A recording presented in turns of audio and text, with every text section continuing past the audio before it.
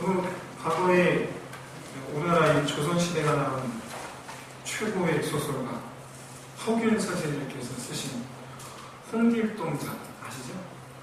홍길동전에서 제일 유명한 말 하나를 꼽자면 뭐가 있을까? 그쵸, 아버지가 부르지 못하고, 형을 형이라 부르지 못하고. 왜냐하면 서자였거든요. 서자니까. 홍길동의 그 가장 큰 고민이, 어릴 때 가장 큰 고민이 뭐였냐면, 나는 왜 이 집에 있는 걸까 했어요. 나는 왜 이 집에 있는 걸까? 그래도 여러분, 이 홍길동도 능력이 뛰어났잖아요. 그래서 아버지에게 안녕을 구하고 집을 나가서 이제 악한 사람들을 물리치는 그런 영웅이 됩니다. 그런데 이 홍길동전하고 똑같은 이 성경 속의 인물도 있어요. 바로 누구냐면 입다입니다. 입다도요 서자예요. 그는 므낫세 지파 안에 한 군파인데 이제 길라 지파에 있는 길르앗이라는 사람의 아들이에요. 길르앗 지파의 길르앗. 그러고 보니까 아버지가 아마도 족장이었던 것 같아요. 아버지가. 근데 안타깝게도 홍길동하고는 좀 다르게 입다의 그 어머니는 창녀였습니다. 이제 한글 성경에는 기녀다라고 이렇게 표현되어 있지만 한글 성경이니까 그냥 그렇게 기녀라고 번역한 것이지 본래 뜻은 창녀입니다.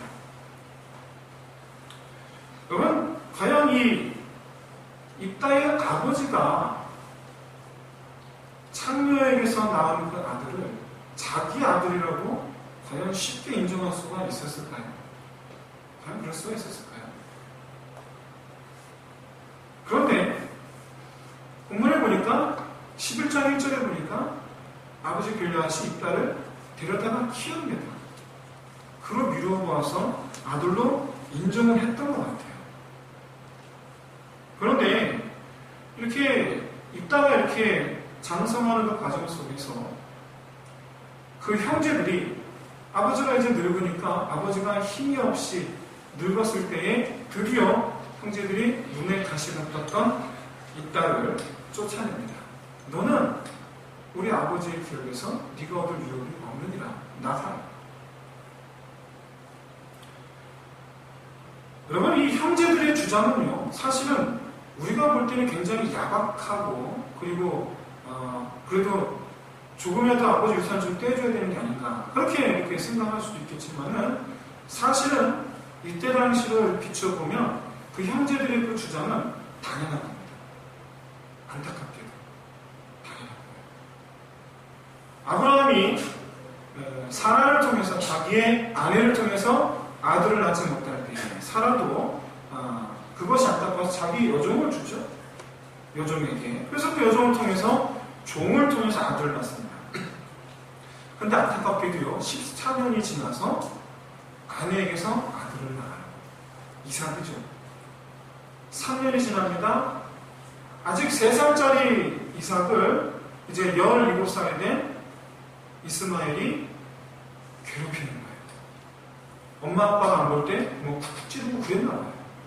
근데 그걸 사라한테 들켰어요. 그러니까 사라가 분노한 거죠. 그 바람에 나가라. 그런데 참으로 인간적인 눈으로 볼 때는 너무 안타깝지만 그 손에 쥐어준 건 물주머니였어요. 그냥 뭐 하나 받지 못하고 그 어머니 하갈과 이스마엘은 그냥 그대로 쫓겨났어요.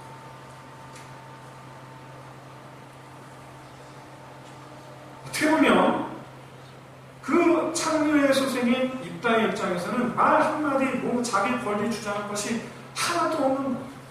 얼마나 그 불쌍합니까, 인생. 태생부터가 그는 그렇게 불행이었어요. 태생부터. 아마도 그가 어릴 때부터 자라오면서 마음에 푸른 마음이 그게 아니었을까 싶어요. 첫째, 나를 왜 낳았는가? 자기 어머니한테 생각하면서. 어머니가 여전히 창녀거든요. 어머니가 창녀라는 사실 얼마나 괴로움이 됐을까? 얼마나 마음이 힘들었을까? 거기다가 도대체 왜 날 낳았나? 그리고 홍길동이 고민했던 거 똑같은 고민하지 않았겠어요? 나는 도대체 이 집에 왜 있는 걸까? 11장 7절에 보면요. 11장 7절에 보면 이 므낫세 지파가 암몬과 더불어서 싸우기 전에 자기들을 이끌어줄 장군으로 입다를 지목을 합니다. 그리고 찾아와요. 우리를 도와주십시오. 우리의 장군이 되어주십시오. 라고 찾아옵니다. 그런데 이때 입다가 뭐라고 말하냐면 너희가 전에 나를 미워해서 내 아버지 집에서 쫓아내지 아니하느냐. 누구한테 말하고 있어요? 장로들한테. 길르앗 지파의 장로들한테. 이게 무슨 얘기냐면 입다가 마을 사람들한테도 미움을 받았고 심지어 형제들이 나가라 그럴 때에 거기에 마을 사람들도 동조했다는 거예요. 한마디로 얘기해서 어려서부터 청소년기를 지나 청장년이 되기까지 그는 누구에게도 마음을 열지 못하는 인생을 지금까지 살아왔어요. 마음을 닫은 채 살아왔어요. 친구 한 명 없어요. 오늘날 우리 청소년들이 자살을 참 많이 합니다. 안타깝지만. 근데 청소년들이 자살하는 그 이유가 뭔가 해서 쭉 살펴봤는데 그것들 가운데 있다는 전부 다 가지고 있었어요. 그렇게 생각하면 일단은 참 마음이 강한 사람이 아닌가라는 생각을 해보게 됩니다. 참 마음이 강한 사람이 아닌가. 그걸 이겨내는 거예요. 그 마음, 그 괴로움을 다 이겨내는, 묵묵하게 이겨내는 거예요. 여러분 성경이 11장 1절에서 성경은 이렇게 말씀, 사사기자 이렇게 말합니다. 일단은 큰 용사라, 큰 용사라. 그렇기 때문에 길르앗 장로들이 멀리 숨어 살던 이 입단을 찾아와서 장군이 되어주기를 청하는 것을 보았어요. 입단은요, 이 싸움을 아주 잘했던 모양이지만 한편으로는 자기가 이렇게 어렸을 때 살아면서 자기를 괴롭혔던 그 사람들에 대해서 어떤 특별한 복수심을 갖고 있지는 않았던 것 같아요. 복수심을 갖고 있지는 않았던 것 같아요. 그냥 우리말에 똥이 무서워서 피하나 더러워서 피하지 그런 마음으로 그냥 그렇게 피했던 것 같아요. 여러분 11장 3절을 보면요, 그가 집을 나와서 거주한 곳이 돕이라는 지역입니다. 돕. 이 돕이라는 지역은요, 므낫세 지파의 가장 동쪽의 끝에 있는 지역입니다. 그래서 므낫세 지파 땅이라고 하기도 뭐하고 암몬 땅이라고 하기도 뭐하고, 아무튼 그런 묘한 경계 지역이에요. 이렇게 지도를 제가 이렇게 지도 아직 보지 않았는데, 이스라엘 지도를 보면요, 맨 서쪽이 바다입니다. 지중해예요. 그리고 이스라엘이 있고, 그리고 가운데에 요단강이 흐릅니다. 요단강을 기준으로 이쪽이 바로 므낫세 지파가 있어요. 그리고 이방 모압, 암몬, 에돔이 있어요. 근데 그 동쪽, 맨 그 동쪽에 돕이 있어요. 북동쪽에. 한마디로 얘기해서 지도를 그리면 이 돕이라는 지역은 이스라엘의 맨, 우리나라로 따지면 독도라고 생각하시면 돼요. 독도. 최동쪽 독도. 아무도 찾지 않는. 한마디로 얘기해서 므낫세 자기 동족뿐만 아니라 이스라엘 자체를 아예 떠나고 싶었던 게 아닙니다. 아예. 자기 민족하고 어울려 사는 것조차 그는 싫었던 게 아닙니다. 얼마나 이 사람한테 부대끼고 그게 싫었습니다. 근데 11장 3절을 보면요, 그가 독방에 거주했는데 잡류가 그에게로 와서 그와 함께 출입하였더라라고 기록하고 있습니다. 이 잡류라는 단어는요, 한량들을 말하는 거예요. 한량들. 그러니까 좀 과격하게 말하면 이제 우리나라로 말하는 조직폭력배 그런 걸 말합니다. 그런데 그들과 더불어서 성을 출입했다라고 표현되어 있습니다. 그럼 무슨 얘기냐면 그들과 더불어서 성문을 들락날락했다라는 표현인데 이것은 군사행동했다라는 표현이에요. 군사행동했다. 다시 말해서 그는 지나가는 상인들 또는 암몬 사람들과 더불어서 늘 항상 싸우면서 살아갔다라는 것을 말합니다. 상인들이 나타나게 되고 그러다 보니까 그는 그 돕이라는 지역의 패자로 굴리면서 살아가는 거예요. 거기서는 하여간 대장이에요. 그 소식이 므낫세 지파 길르앗까지 들려오는 거예요. 그래서 나중에 장군들이 찾아오게 되죠. 또 한 가지, 이따가 그렇게 이스라엘의 제일 최동쪽의 끝에 가서 거주했다는 사실은 뭘 말하는가? 이스라엘이 입단을 버린 게 아니고요. 입다가 이스라엘을 버린 거는요. 이스라엘이 입단을 버린 게 아니고 입다가 이스라엘을 버린 거예요. 누군가 나를 미워하고 나를 멸시하고 그럴 때에 그들과 더불어서 내가 싸울 수도 있었지만 그러나 굳이 싸우지 않고 떠난다는 걸 뭘 말합니까? 다시 돌아오지 않겠다라는 겁니다. 여기 다시는 뒤돌보지 않겠다는 거예요. 여러분 군대 다녀오신 분들 알잖아요. 내가 제대하면 내가 여기를 향해서 모두 안 살리라. 다시는 내가 거기 쳐다보지 않겠다라는 거예요. 그들이 무서워서 떠난 게 아닙니다. 그들과 말도 섞기 싫어서 떠난 거예요. 그냥 삿대말로 꼴보기 싫어서 떠난 거예요. 성경은 입다를 큰 용사라고 말합니다. 다시 말해서 그가 마음을 굳게 먹고 아버지의 유산을 놓고 형제들과 싸웠으면 당연히 다 그가 이겼어요. 그가 다 차지했을 거예요. 하지만 일단 그러지 않았어요. 그는 그냥 상처를 그냥 그렇게 가슴에 안고 떠안고 그렇게 고향 땅을 쓸쓸하게 이렇게 떠나갔어요. 세월이 흘러서 그가 드디어 먼 땅에서 그 의적 노릇을 할 때에 입다의 용맹한 소리를 듣고 이스라엘이 암몬으로부터 괴롭힘을 당하다가 싸우자 마음을 모아 드디어 입다를 청해 오기로 합니다. 버림받았던 그 과거의 인생을 이렇게 보란듯이 이렇게 보상받으려는 듯이 그렇게 멀리서 그쪽 지역에서 온 힘을 이 자기 힘을 과시하며 살았던 그 입다가 그렇게 해서 이제 금의 환영하게 됩니다. 돌아오게 되는 거예요. 자기를 어릴 때부터 이렇게 수군거리고 야박하게 대하고 손가락질하고 했던 사람들이 지금은 와갖고 자기 앞에 무릎 꿇고 제발 우리 좀 도와달라. 얼마나 그게 깨소금 맛이에요. 저는 이따가 대인배인지 소인배인지는 잘 모르겠어요. 한 가지 분명한 것은 일단은요, 와서 우리의 군대 대장이 되어달라라는 그 부탁에 거기에서 만족하지 않고 내가 길르앗의 머리가 되게 하라라고 요구를 하게 되는데 장로들이요, 얼른 그럼 그렇게 하시오. 그래서 그 요청을 받아들고 오는 거예요. 기꺼이 드디어 있다가 자기의 그 모든 걸 다 정리하고 고향으로 돌아옵니다. 여러분 이게 금의 환향이라고 말을 해야 되는 걸까요? 아니면 입신양명이라고 해야 될까요? 정말 중요한 거는 과거의 억울함이 이제 다 지나간 것 같아요. 그렇죠? 물론 이제 암몬하고 싸워서 승리해야 되겠지만 그는 싸움에 자신 있는 사람이거든요. 그냥 싸웠다면 무조건 이기니까. 결과적으로 그는 이기게 됩니다. 그런데 전쟁을 하기 전에 그가 하나님께 기도를 하는데 서원을 해요. 자기가 승리하면 돌아올 때에 자기를 마중 나오는 첫 번째 사람일지 동물일지 모르지만 그것을 하나님께 제물로 드리겠습니다 라고 서원을 합니다. 근데 누가 나옵니까? 딸이 나오는 거예요. 딸이.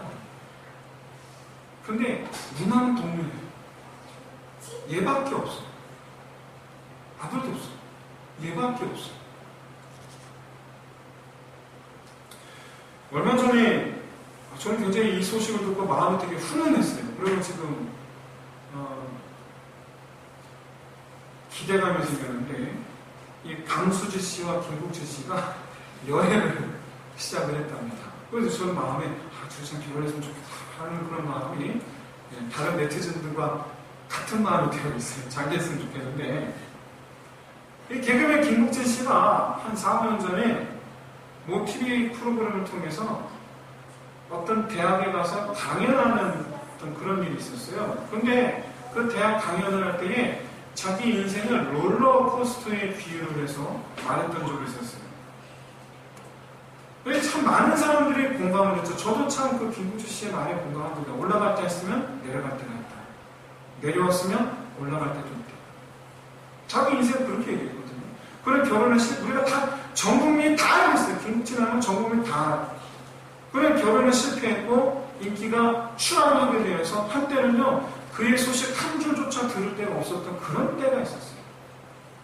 그러다가 지금에도 조금씩 올라오고 있었는데 참 그 얘기를 들으면요 저도 한때 이렇게 제 과거에 자기 밑바닥에 있었는 것 같은 그런 경험들이 저도 있거든요. 그런 걸 생각을 할 때 참 부끄러웠어요. 오늘 본문에는 또 다른 이 롤러코스터의 주인공이 바로 있다. 밑바닥 인생이었거든요. 올라오고 있어요. 정말 급격하게 올라오고 있었어요. 그는 버림받아 도망간 곳에서 약탈 그리고 싸움하는 그런 걸로 허송세월한 인생을 보내다가 민족의 지도자라는 자리에 올라왔어요. 그리고 민족의 대적에게서 큰 승리를 거두고 영웅이 됐어요. 그리고 밑바닥에서 최고의 자리로 올라왔는데 헛된 맹세 때문에 딸을 잃게 됐어요. 여러분 이게 얼마나 이렇게 허망합니다. 이제 다 된 줄 알았는데 이제 편하게 살면 될 줄 알았는데 이제 가족들과 더불어서 말년에 하하호호 하면서 그렇게 부귀영화 누리면서 살면 될 줄 알았는데 이게 얼마나 허망합니까? 그럼 제가 질문 하나 드리겠습니다. 과연 여러분 하나님께서 이 땅의 딸을 기쁘게 받으셨을까요? 우리가 잘 알고 있듯이 하나님께서 가장 경멸하는 제사가 바로 인신제사입니다. 인신제사예요. 애시당초 있다가 승전했을 때 내가 감사의 제물로 드리겠습니다 하는 그 대상 자체가 잘못된 거예요. 애시당초 서원을 잘못한 거예요. 그런데도 안타깝게도 그는 자기의 그 헛된 그 믿음, 잘못된 신앙으로 서원한 것을 또 지켜요. 그렇다고 해서 여러분 하나님께서 그 딸을 온전히 받으셨겠습니까? 아니에요. 사랑하는 성도 여러분, 서운한 것이 있으면 지키셔야죠. 잘 지키세요. 그러나 알고 서운을 하셔야 돼요. 알고. 하나님께서 기뻐하시는 재물은 우리 마음이에요. 내 마음이에요. 내 심령이에요. 여러분 우리가 하나님께 드릴 게 뭐가 있겠어요? 재물을 드리기를 하겠습니까? 아니면 내 생명을 드리기를 하겠습니까? 여러분 우리는 다 하나님 피조물인 것을 여러분 잊지 마시기 바랍니다. 우리 다 하나님께서 지으신 바 됐어요. 하나님의 손으로 지으신 바 되지 아니한 것이 이 세상에 아무것도 없어요. 어차피 다 하나님 거예요. 하나님께서 다 지으셨으니 어차피 다 하나님 건데 뭘 하나님께 드린단 말이에요. 내가 지금까지 벌어들일 수많은 재물, 그거 하나님 거예요. 내가 맡은 것 뿐이에요. 그거 드린 다음에 하나님께서 기뻐하시겠습니까? 내 생명을 하나님께 드리겠습니다. 여러분, 내 생명 하나님께서 지으시는 거예요. 어차피 하나님 거예요. 그리고 반드시 우리 하나님께 돌아가게 돼 있어요. 그 하나님께서 기뻐 받으시겠어요? 안 받으세요? 하나님은요, 하나님을 떠났던 내 마음을 다시 돌려받기를 원하시는 거예요. 내 마음 돌려받기를 원하시는 거예요. 우리가 온전하게 하나님께만 향하기를 원하시는 거예요. 그럼 하나님은 돈도 필요 없으시고 우리 능력도 필요 없으세요. 범사에 우리가 하나님을 인정하고 하나님의 그 높으심과 하나님의 넓으심과 깊으심과 크고 위대하심을 믿는 내 마음, 그걸 원하시는 거예요.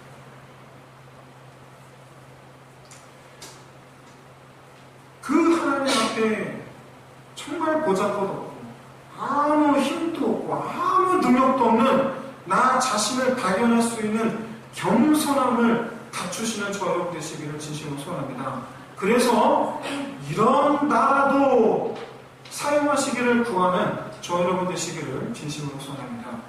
여러분 입학, 취업, 개업, 결혼 등등 이런 인생의 이런 중대사를 앞에 두고서 하나님께 서원할 것은 하나님께서 나를 거기 입학시키시면, 하나님께서 나를 거기에 취업시키시면, 하나님께서 나로 하여금 이거 개업시켜주시면, 하나님께서 나와 더불어 그 사람과 결혼을 시켜주시면 이렇게 하겠습니다 라고 서원할 것 다른 거 아니에요. 나로 하여금 거기 들어가게 하시면 내가 거기서 하나님의 손이 되겠습니다. 내가 이거 개업시켜주시면 내가 이 사업장으로 하나님의 손이 되겠습니다. 내가 그 사람과 결혼하게 하시면 내가 그 사람과 더불어서 하나님의 손이 되겠습니다. 이게 우리 믿음의 소원이에요. 이게 믿음의 소원이에요. 고3 아이들 기도해서 열심히 기도해서 대학 갑니다. 대학 가서 뭐합니까? 1년 내내 신문하셔. 기도해서 들어갔는데 기도 사업장을 열었습니다. 주여 이 사업장에 복을 하나 가해 주셔서 그래서 하나님께서 복을 주셔서 장사가 잘 됩니다. 그럼 어떻게 해요? 주일마다 골프 치러 가요.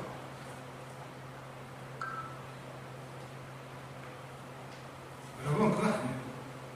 내가 하나님께 서원이라는 것은 보내주시면 거기서 내가 하나님의 사람으로 있겠습니다. 이게 우리가 진짜 해야 될 소원이에요. 내가 이 사람과 결혼을 하면 내가 이 사람과 또 내 가정이 하나님의 가정이 되게 하겠습니다. 그게 우리 믿음의 소원이에요. 여호와 니시, 여호와는 나의 깃발. 이 말은요, 하나님께서 나를 깃발 삼으시는 거예요. 내가 거기서 하나님의 깃발에 대해서 거기에 꽂혀 있는 거예요. 그 직장에 내가 하나님의 깃발로 내가 거기에 꽂혀 있는 거예요. 내가 하나님의 깃발 되어서 그 집에 하나님의 깃발로 꽂혀 있는 거예요. 그게 우리 믿음의 서원이에요. 그렇게 서원하는 저와 여러분 되시기를 주의 이름으로 축원드립니다. 입단은 잘못했어요. 왜 자기 딸을, 왜 그 생명을 걸어요? 근데 그걸 또 지켜. 얼마나 바보 같습니까? 제 생각에는요, 안 지켜서도 됐어요. 어쨌든, 그렇게 딸을 잃었어요. 딸을 그렇게 잃었어요. 얼마나 답답합니까? 이제 좀 자살하려고 했는데. 그런데, 이제 오늘 본문이에요. 드디어 오늘 본문이에요. 근데 정말 뜻밖의 소식을 들어요. 뜻밖의 소식. 에브라임이라는 지파가 있는데 에브라임 지파 사람들이 말도 안 되는 요구를 하는 거예요. 왜 암몬과의 전쟁에 우리를 부르지 않아야 되냐? 지금 전쟁이 끝났어. 이겼어. 대승을 했거든요. 그 소식을 듣고 오는 거예요. 왜 우리를 안 불러주냐? 그러면서 우리를 부르지 아니한 죄를 묻겠다. 그러면서 한다는 소리가 입다와 그의 집 우리가 불살라 버리겠노라. 깜짝 부리고 앉아있는 거죠. 실제로 에브라임이 군대를 끌고 길르앗 경내로 들어왔습니다. 정말로 이 무도하기 그지없고 간포하기 짝이 없는 인물들이죠. 이따가 그들과 더불어 싸워 42,000명을 죽였답니다. 그 얘기는 무슨 얘기냐면 이들이 실제로요 입다의 집을 불살라 버릴 수 있는 군대를 끌고 왔다라는 거예요. 수만 명의 쳐들어 왔다라는 거예요. 입다의 입장을 한번 생각해보세요. 과거의 일 다 참았어요. 다 참았어요. 아픈 상처들 다 끌어안고 묵묵히 견뎌냈어요. 지난 사람들의 그 손가락질과 멸시, 그 침뱉음 다 참았어요. 다 견뎌냈어. 간신히 이겨냈어요. 그러다가 나름 인정받고 드디어 고향으로 왔는데 장밋빛 인생을 꿈꿨는데 하나밖에 없는 딸이 있었어요. 풀릴 듯 풀리지 않는 자기 인생에 대한 이 답답함 때문에 이 가슴이 터질 것 같은데 에브라임이 와서 신경을 긁어대는 거예요. 막 긁어대는 거예요.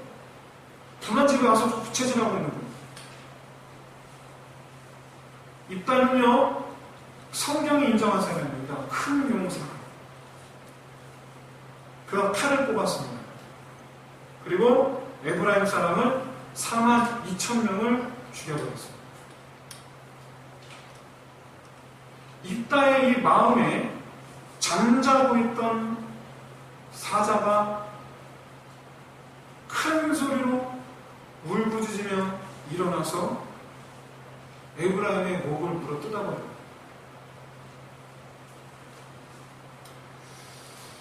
뭐 이런 동영상 많아요. 저도 어떤 동영상을 봤는데 배달하는 오토바이, 저도 경험해봤기 때문에 굉장히 아찔한 순간이 많았어요. 오토바이 한 대가 신호 때문에 멈춰서 있던 차들 사이사이를 팍 하는 거예요. 근데 이게 운전하는 사람 입장에 굉장히 거슬리는 일이거든요. 그런데 신호가 딱 들어와서 차가 출발하려고 막 했는데 그때 오토바이가 그 앞에 딱 들어오는 거예요. 그러면서 운전자가 깜찍하고 그 악셀레이터를 밟자마자 브레이크를 바로 밟아서 했다는 거예요. 얼마나 약점입니까? 근데 문제는요, 그 다음 장면이에요. 그 차가요. 슬슬슬 속도를 내는데, 슬슬슬 속도를 내는데, 오토바이한테 점점 더 가까이 가는 거예요. 오토바이 옆에 와서 점점 벽으로 밀어붙이는 거예요, 인도 쪽으로. 그럼 어떻게 될게요? 오토바이가 어쩔 수 없이 밀려서 가다가 인도에서 거기서 넘어졌어요. 동영상은 거기서 끝났습니다. 그 뒤가 어떻게 된지 모르겠어요. 그럼 우리가 제가 본 그 동영상 속에 있는 그 운전자의 마음 여러분 이해되시죠? 저도 가끔 그러고 싶을 때가 있거든요. 왜? 내 안에 사자가 잠자고 있었는데 깨어나려고 하는 거예요. 이거 깨어나면 어떻게 되는 겁니까? 가서 밀어버려요. 그 운전자가 아마도요, 그냥 갑자기 그런 건 아닐 거예요. 분명히 분노가 갑자기 솟아오는 건 아닐 거예요. 분명히 그동안 쌓여있는 스트레스가 있었을 거예요. 그리고 억지로 재워놓고 있었을 거예요. 여러분, 내 신경을 건드리고, 내 자존심을 건드리고, 나를 무시하고, 나를 비방하는 사람들, 참아보세요. 참아보세요. 내 신경 건드려서 참아보세요.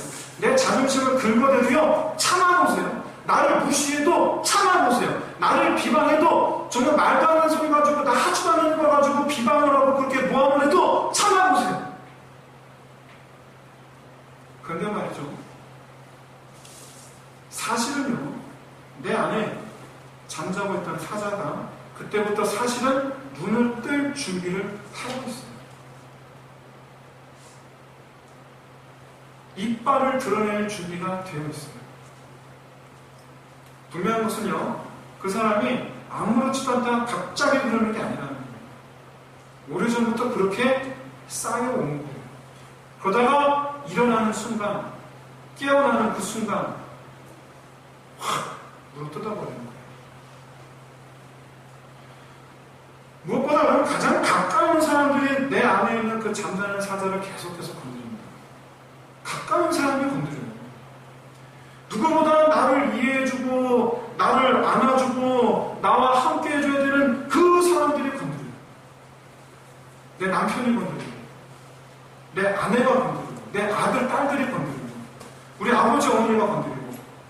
그 사람들은요, 내 형이고 내 오빠입니다. 내 누나입니다. 언니입니다. 동생입니다. 내 친구요. 내 직장 동료들이에요. 내 마음을 헤아려줘야 되는 사람들이 헤아려주기는커녕 자꾸 그게 건드려요.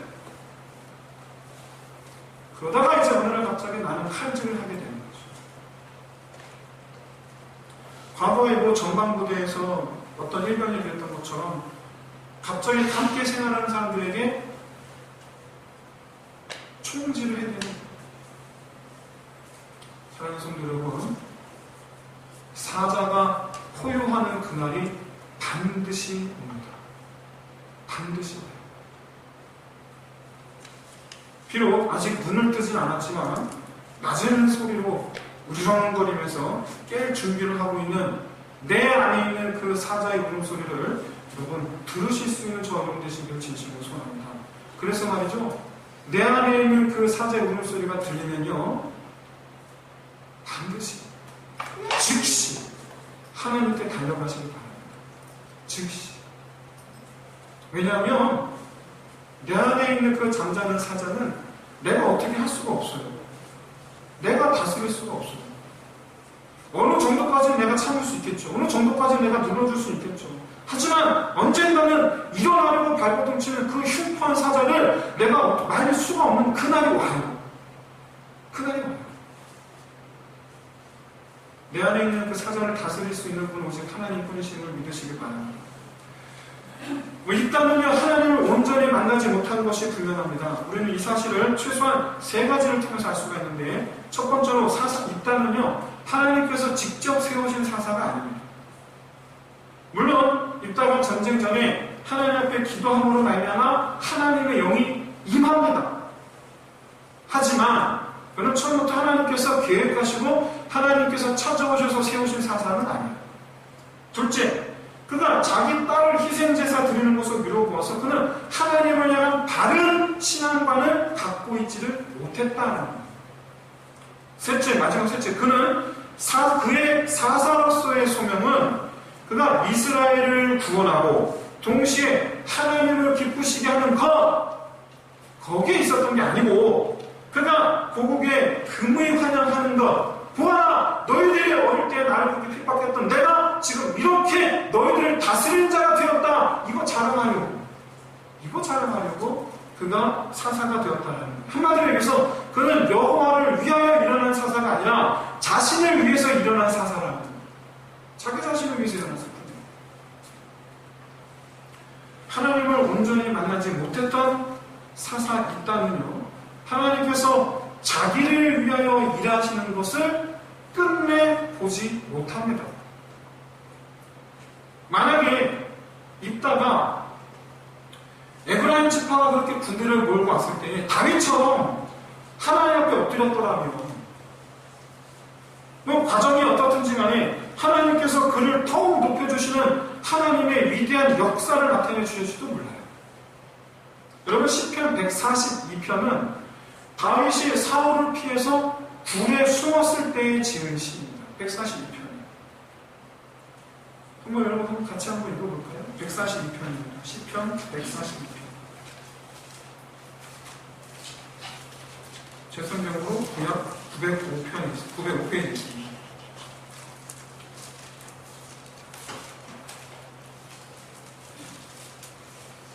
(142편) 이 시편에서 다윗은 이렇게 고백합니다. 입다의 마음과 도대체 뭐가 다를까 한번 생각해보세요. 내가 소리내 여호와께 부르짖으며 소리내 여호와께 간구하도다. 내가 내 원통함을 그의 앞에 토로하며 내 우환을 그의 앞에 진술하는도다. 내 영이 내 속에서 상할 때에도 주께서 내 길을 아셨나이다. 내가 가는 길에 그들이 나를 잡으려고 올무를 숨겼나이다. 오른쪽으로 살펴보소서. 나를 아는 이도 없고 나의 피난처도 없고 내 영혼을 돌보는 이도 없나이다. 여호와여, 내가 주께 부르짖어 말하기를 주는 나의 피난처시요 살아있는 사람들의 땅에서 나의 분깃이시라 하였나이다. 나의 부르짖음을 들으소서. 나는 심히 비천하나이다. 나를 핍박하는 자들에게서 나를 건지소서. 그들은 나보다 강하니이다. 내 영혼을 옥에서 이끌어내사 주의 이름을 감사하게 하소서. 주께서 나의 갚아주시리니 의인들이 나를 두루리이다. 다음에 이 고백을 했을 때 어떤 일이 나옵니까? 사울이요, 자기의 용모를 보기 위해서 두고 혼자서 굴에 들어왔어요. 또 한 번은요, 사울이요, 자기 혼자 들어와서 거기서 잠을 잤어요. 하나님의 도우심이 있었어요. 다윗은 이 기도 후에 사울의 손에서 건짐을 받았고 오히려 사울에게 자기가 은혜를 베풀었어요. 그러나 여러분, 사실적으로 말씀을 보십시오. 성경은요, 에브라임과의 싸움 이후에 입다의 삶을 단 한 줄로 기록합니다. 단 한 줄. 그가 6년을 살았다. 끝이에요.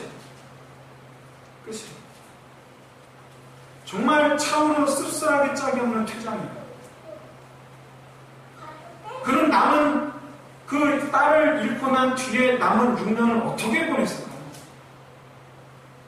사랑하는 성도 여러분, 우리 인생에는요, 억울한 일도 많고 불공평한 일도 많고요, 심지어 나를 탐탁지 않게 생각해서 나를 멸시하고 무시하는 사람들도 반드시 있습니다. 심지어 나를 쫓아내려고 애쓰는 사람들도 있습니다. 그러면 그렇게 내 마음을 어둡게 하고 괴롭게 하고 한숨 짓게 만드는 그런 일들이 날마다 일어납니다. 얼마나 괴로우세요? 얼마나 힘드세요? 누가 내 마음을 알까? 다윗의 고백처럼 내 오른편을 보아도 나를 아는 이가 아무도 없다니까. 나를 듣는 이가 아무도 없다니까.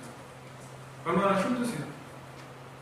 그래서 여러분 억울함 때문에 내 자존심 때문에 내가 그렇게 무시당하는 것에 대한 이 마음의 분노함 때문에 결국에는 내 마음의 그 잠자는 사자가 지금 깨어나려고 하고 있다는 걸 여러분 또한 잊지 마시기 바랍니다.